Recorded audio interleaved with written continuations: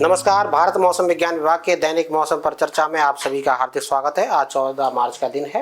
अगर हम पिछले 24 घंटे की वेदर की बात करें तो हल्के से मध्यम स्तर की वर्षा ज़्यादातर स्थानों में अरुणाचल प्रदेश में और इक्का दुक्का पॉकेट्स में पश्चिम हिमालयी क्षेत्र, जम्मू कश्मीर, हिमाचल प्रदेश, उत्तराखंड, इसके साथ साथ मैदानों में भी पंजाब, हरियाणा, पश्चिमी उत्तर प्रदेश, राजस्थान में भी वर्षा देखने को मिली है।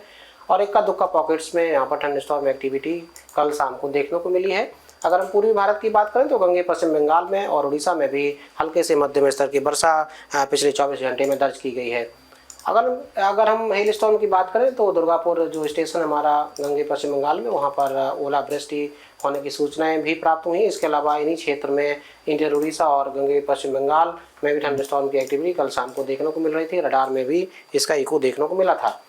अगर हम आगे चले, अगर हम अधिकतम तापमान की बात करें तो खास तौर से जो दक्षिण प्रांतीय भारत है इसमें 37 डिग्री से लेकर के 41 डिग्री सेल्सियस के बीच में टेम्परेचर दर्ज किए जा रहे हैं।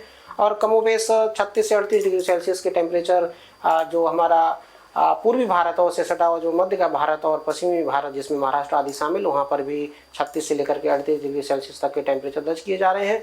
अगर हम दक्षिण प्रांतीय भारत की बात करें तो ज़्यादातर स्थानों पर 2 से लेकर के 4 डिग्री सेल्सियस टेम्परेचर सामान्य से अधिक बने हुए हैं। पूर्वी भारत में कमोबेश 1 से लेकर के 3 डिग्री सेल्सियस अधिक तापमान देखने को मिल रहे हैं।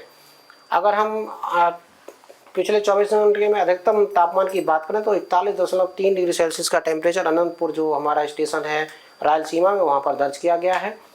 और अगर हम तापमान के पूर्वानुमान की बात करें तो आने वाले 4 से 5 दिनों में बहुत ज़्यादा कोई बदलाव दक्षिण प्रांतीय भारत में होने की संभावना नहीं दिखाई देती है। परंतु जो आपका उत्तर पश्चिम भारत है वहाँ पर टेम्परेचर जो है अभी 2-3 दिन तक उनमें कोई खास बदलाव होने की संभावना नहीं। उसके बाद उनमें 2 से 4 डिग्री सेल्सियस की बढ़ोतरी धीरे धीरे होने की संभावना रहेगी। और अगर हम मुख्य बिंदुओं की बात करें तो जो पूर्व का भारत है और जो मध्य का भारत है वहाँ पर एक्टिविटी 16 तारीख से लेकर के 18 तारीख के बीच में, जिसमें हल्के से मध्यम स्तर की वर्षा, गस्ती बिंड यानी अचानक तेज हवाओं के झोंके, उसके साथ साथ ओलावृष्टि की संभावना खासतौर से 17 और 18 तारीख को मध्य का जो भारत है जिसमें विदर्भा, पूर्वी मध्य प्रदेश और छत्तीसगढ़ शामिल, वहाँ पर रहेगी। इसलिए हमने जो आज का मुख्य बिंदु रखा वो यही है कि 16 से लेकर के 18 मार्च के बीच में मध्य भारत और पूर्वी भारत में एक्टिविटी देखने को मिल सकती है थंडरस्टॉर्म की। इसके अलावा अगर आने वाले 24 घंटे की बात करें तो पूर्वी भारत में जिसमें गंगे पश्चिम बंगाल, उड़ीसा, इसके साथ साथ झारखंड जो क्षेत्र है वहाँ पर भी आज हल्के स्तर की वर्षा और थंडरस्टॉर्म की एक्टिविटी देखने को मिल सकती है।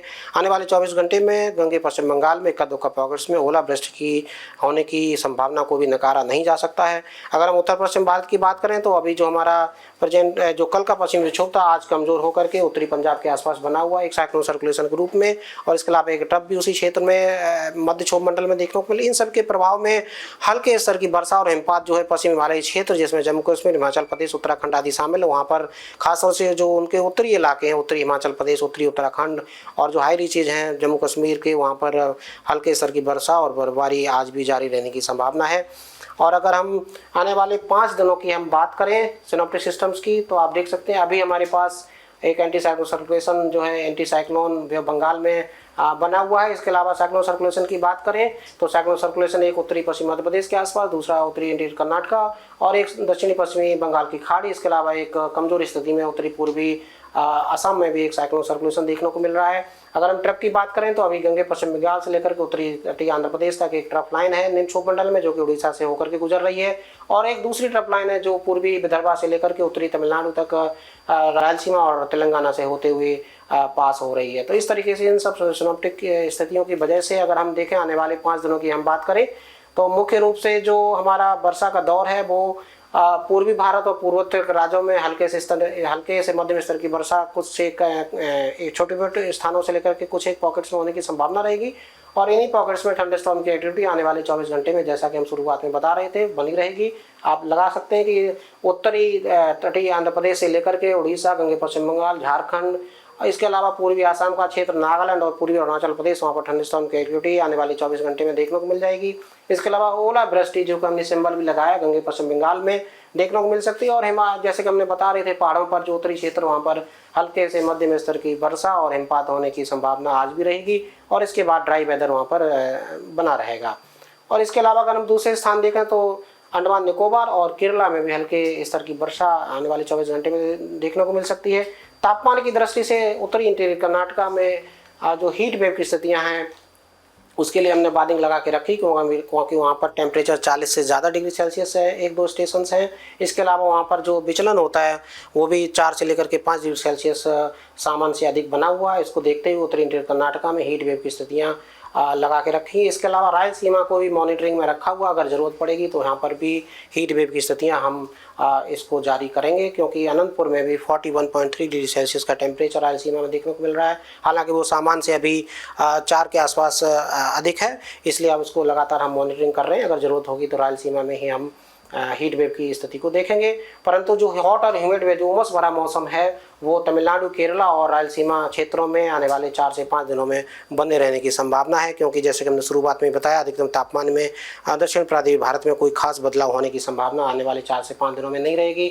अगर हम 15 तारीख की वर्षा की बात करें तो पूर्वी भारत, गंगे पश्चिम बंगाल, सिक्किम और इसके अलावा पूर्वोत्तर के राज्यों में जारी रहने की संभावना रहेगी। निकोबार और केरला में भी हल्के स्तर की वर्षा 15 तारीख को भी मिलने की संभावना रहेगी। अगर हम बाकी थंडस्टॉर्म, सीवियर थंडस्टॉर्म, हिल स्टॉर्म की बात करें तो कोई भी खास चेतावनी किसी भी क्षेत्र के लिए जारी नहीं की गई 15 तारीख। हालांकि हीट वेव की स्थितियाँ लगातार उत्तरी इंटीरियर कर्नाटका के लिए डे 2 में भी आने की 15 तारीख को लगा के रखेंगे।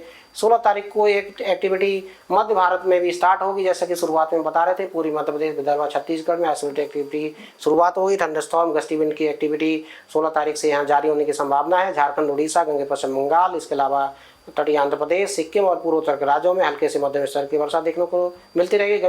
गंगे पश्चिम बंगाल में तो एक्टिविटी ज़्यादा रहेगी, वहाँ पर कई स्थानों पर हल्के से मध्यम स्तर की वर्षा देखने को मिलेगी और वहाँ पर ओलावृष्टि की भी संभावना और तेज हवाएं 40 से 50 किलोमीटर प्रति घंटे की हवाएं 16 तारीख को गंगे पश्चिम बंगाल में देखते हुए ऑरेंज कलर के साथ हेल स्टॉर्म की वार्निंग लगाई है।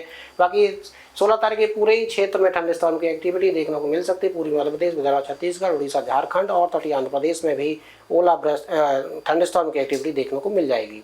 अगर हम 17 तारीख की बात करें तो 17 तारीख को ओलावृष्टि मुख्य रूप से मध्य का क्षेत्र जो है पूर्वी मध्य प्रदेश, विदर्भ और छत्तीसगढ़ में, वहाँ पर चेतावनी जारी की गई है और पूर्वी भारत और इसके सटा हुआ जो मध्य का भारत, वहाँ पर एक्टिविटी देखने को मिल जाएगी और पूर्वोत्तर के राज्यों में आइसोलेटेड एक्टिविटी जारी रहेगी। 17 तारीख को भी कमोवेश वैसी स्थिति 18 तारीख को भी जारी रहेगी। यानी कुल मिला के पूर्वी मध्य प्रदेश, विदर्भ और छत्तीसगढ़ 17 और 18 तारीख को वहाँ पर ओलावृष्टि होने की संभावना रहेगी। इसके आसपास के क्षेत्र उड़ीसा, झारखंड, गंगे पश्चिम बंगाल, वहाँ पर भी थंडरस्टॉर्म और उसके अलावा गस्ती विंड 30 से 40 किलोमीटर प्रति घंटा की हवाएं देखने को 18 तारीख को भी पूर्वी भारत में मिलने की संभावना है, जैसे कि हमने अपने मुख्य बिंदु में भी आपको बताया था। तो ये आज के लिए हमने समराइज किया है कि 16 से लेकर के 18 तारीख के बीच में मध्य और पूर्वी भारत में एक्टिविटी थंडरस्टॉर्म, गस्टी विंड, ओलावृष्टि और इसके साथ साथ तेज हवाओं के झोंके के साथ हल्के से मध्यम स्तरीय वर्षा देखने के मिलने की संभावना है। आज के लिए बस इतना ही। कल फिर हाजिर होंगे, तब तक के नमस्कार। जय हिंद, जय भारत।